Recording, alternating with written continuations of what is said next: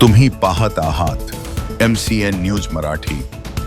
यवतमाळ जिल्ह्याच्या कळंब तालुक्यातील जोडमोहा पासून अवघ्या 3 किलोमीटर अंतरावर तासलोट जंगल शिवारात 3-4 दिवसाअगोदर एका तरुणीची चाकू भोसकून हत्या करण्यात आल्याची घटना उघडकीस आल्याने एकच खळबळ निर्माण झाली आहे। मृतक तरुणीचे अर्धवट शरीर व उजवा हात व पायाचे लचके कुत्र्यांनी किंवा वन्य प्राण्यांनी तोडले असल्याचा प्राथमिक अंदाज व्यक्त करण्यात येत आहे।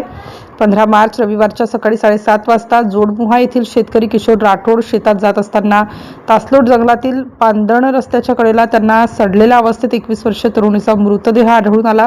त्यांनी त्वरित 112 वर कॉल करून पोलिसांना या संदर्भात माहिती दिली। या माहितीवरून कळंब पोलीस स्टेशनचे ठाणेदार राजेश राठोड घटनास्थळाची पाहणी करून फॉरेन्सिक टीमला पाचारण केले। फॉरेन्सिक टीमद्वारे घटनेचा पंचनामा करून मृतक तरुणीची ओळख पटवण्याचे व अज्ञात आरोपीला पकडण्याचे मोठे आव्हान पोलिसांसमोर निर्माण झाले आहे। MCN न्यूज मराठी करिता विशाल मासुरकर, यवतमाळ।